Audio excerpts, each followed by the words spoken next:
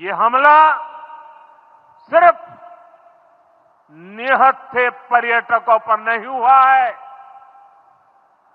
देश के दुश्मनों ने भारत की आत्मा पर हमला करने का दुस्साहस किया है। मैं बहुत स्पष्ट शब्दों में कहना चाहता हूं, जिन्होंने ये हमला किया है, उन आतंकियों को और इस हमले की साजिश रचने वालों को उनकी कल्पना से भी बड़ी सजा मिलेगी। तो दोस्तों, इस वक्त चल रहा है भारत और पाकिस्तान के बीच विनाशकारी युद्ध। तो वही बात करें मिलिट्री पावर ऑफ कंपैरिजन, सैन्य शक्ति की तुलना, इन दो देशों के बीच तुलना की जाए तो भारत के पास लगभग 14 लाख सक्रिय सैनिक और 11 लाख रिजर्व सैनिक हैं। भारत का रक्षा ढांचा तीनों क्षेत्रों जल, थल और वायु में मजबूत और संगठित है।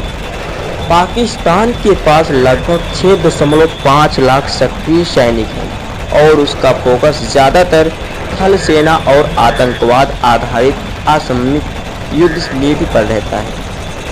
वायुसेना, एयरफोर्स, भारत के पास 600 प्लस लड़ाकू विमान हैं, जिनमें अत्याधुनिक सुखोई 30, MKI, राफेल, मिराज 2000, तेजस आदि शामिल हैं।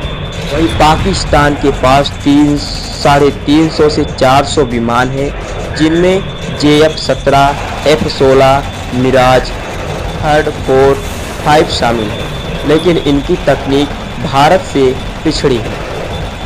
तो वही बात करें थल सेना, भारत के पास 3500 plus tank T-90, T-72 Arjun है। साथ ही पिनाका और स्मेर्च जैसे मल्टी बैरल रॉकेट लॉन्चर भी हैं।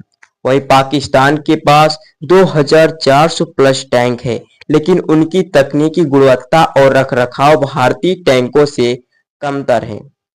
नौसेना, भारत की नौसेना में 150 से अधिक युद्ध तोप, 2 एयरक्राफ्ट कैरियर और परमाणु पनडुब्बियां हैं। वही पाकिस्तान की नौसेना छोटी है, उसमें 5 से 6 पनडुब्बियां और कुछ फ्रिगेट हैं, जिससे वह केवल सीमित जल सीमा की रक्षा कर सकती है। आर्थिक स्थिति और संसाधन, इकोनॉमी एंड लॉजिस्टिक्स, भारत की अर्थव्यवस्था विश्व की 5वीं सबसे बड़ी अर्थव्यवस्था है, जिसकी GDP लगभग 3.7 ट्रिलियन डॉलर है। पाकिस्तान की अर्थव्यवस्था संकटग्रस्त है, GDP केवल 375 से 400 बिलियन डॉलर के आसपास है और विदेशी कर्ज बहुत अधिक है। इससे यह सिद्ध होता है कि भारत लंबे युद्ध को आर्थिक रूप से झेल सकता है, जबकि पाकिस्तान की स्थिति बहुत जल्द बिगड़ सकती है।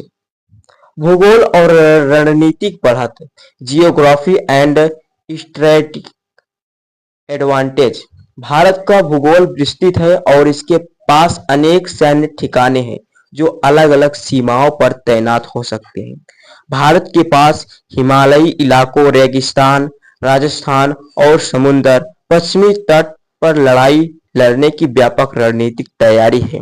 वहीं पाकिस्तान की भौगोलिक चौड़ाई कम है, जिससे वह बहुत जल्दी दबाव में आ सकता है।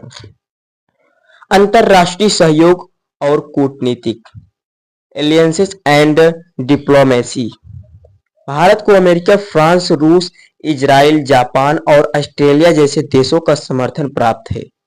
भारत वैश्विक मंचों पर प्रभावशाली भूमिका निभा रहा है।